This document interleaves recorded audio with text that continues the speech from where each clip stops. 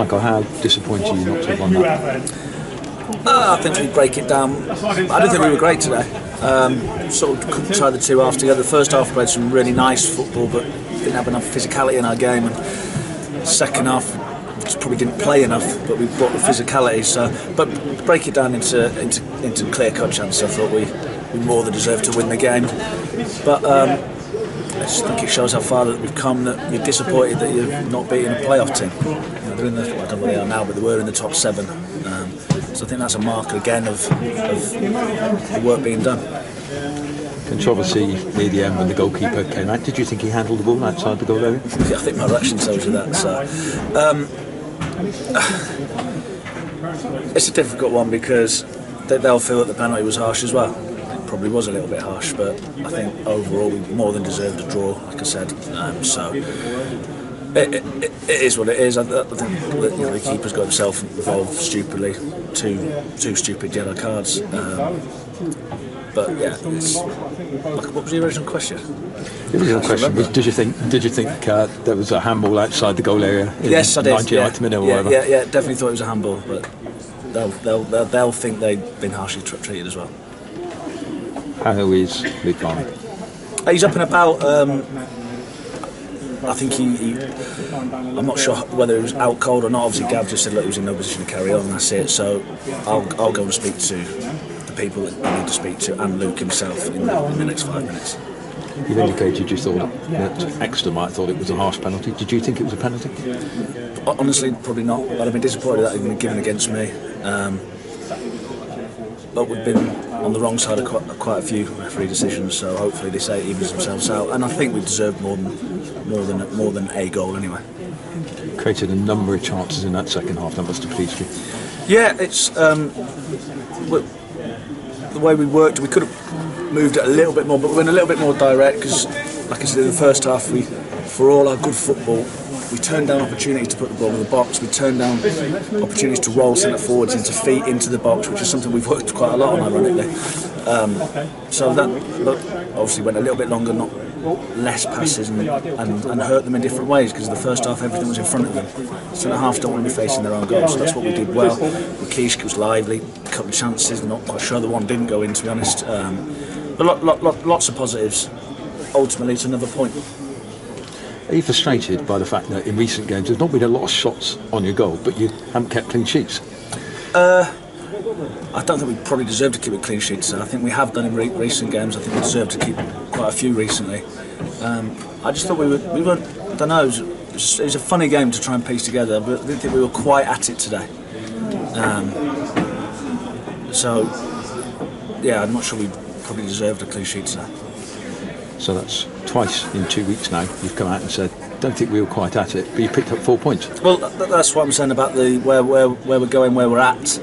The mentality of the group now is the way performance. It was the ugly side of the game that won us the game last week. We played some really nice football today and found a way, not to win, but found a way to get back in the game. It's difficult, you know, the percentages of when you go 1-0 down, it's difficult to get a result. The stats tell you that. So the fact that we did it and then kept going and then kept going, we were making the subs before the penalty and we kept with it as well. Obviously Longy would have come on, I think, but Reg having to go off, we didn't want to make all 3 subs with half an hour to go. So it's real positive strides of people being disappointed with drawing, only taking a point. Go back 6 months, you'd be delighted with any point coming. So lots of positives. And particularly positives against a side who are being in the last 2 playoff finals and absolutely up and around there again this season. Yeah, again they're a good team. League position tells you that. But I thought we hurt them in quite a lot of ways today. Like you said, lots and lots of chances. So if we'd have walked off and we'd have won the game 2-1, I'm sure they'd have had a gripes about the penalty. But I don't think many people. I think the supporters appreciate it. You could tell that when the final whistle went. You know, there was lots of people staying and clapped the players off the pitch, which is pleasing because I think it was about 4,000 here today. So obviously Exeter brought quite a few as well, but I don't know what that is now. Is that 1 in 18 or something like that at home? So it's a mutual thing that they're appreciating what the players are trying to deliver, and they appreciate the supporters as well. So you've done your first contract deal for next season. How many other contracts have you offered at this stage? I'm not in a position to say who we have and haven't. Like I said, when the deal's done, we'll let people know. So there's lots of people, everyone knows the contract situation, so it's an ongoing process. Okay, I'm not going to ask you who you've offered contracts to, but have you offered other contracts? It's at physical handed out contracts. No, not yet. It's negotiation stages. Okay, have you said to the players who you want here this season? The players you want? I'm not. We've had conversations with players, not all of them, and there will, like I said, the next couple of weeks. Once signed, that's it. I imagine my door will be getting beaten down quite a lot now. You only played for 2 clubs. Did you have opportunities to leave Burnley when you were there? No, no one wanted me.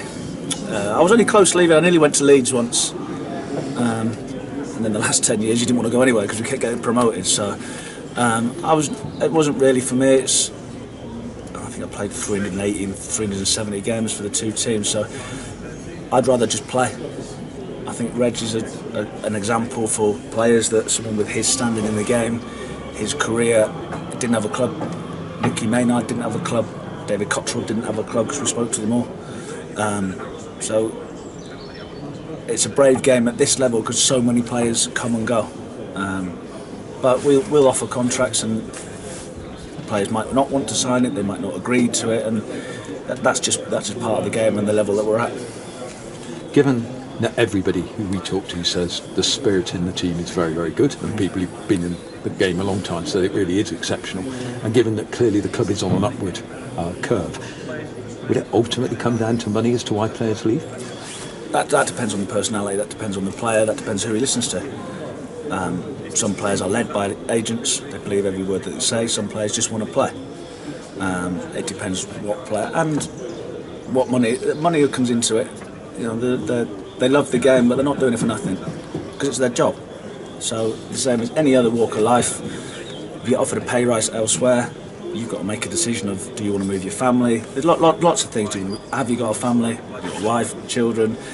Have you just bought a house? Lots of different factors. So it's not as clean cut as, well, here's a contract, sign it or not. They have to go away and think about it, and the agents will take an contract offer and try and better it somewhere, because if they don't move, the agents don't make their money. So I think this week it's come out, was it £250 million? So it's the other side of the game. It's the murky. It's not nice. We get good ones and bad ones, but for me, I just wanted to play. I got offered more money elsewhere, but I just wanted to play. I was in a good place. I didn't want to move. So, but I'm different to other people. What are your relationships like with agents of the players? This is another part of my learning now. This is, dealing with obviously Reg, and then it's something I've not really had to do with, because any player we brought in January was a loan.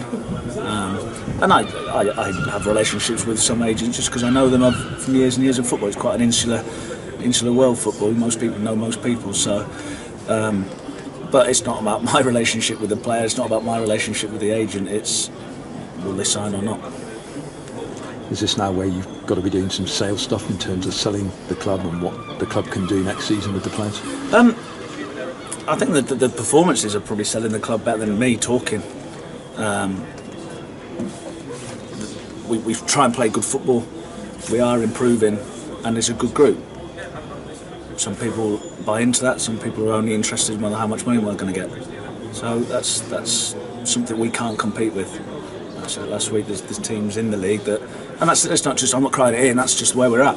Cheltenham Town are never going to be one of the best paid, one of the biggest budgets in the league. So we're always going to have to punch above our weight, and that's what we'll have to continue to do next year.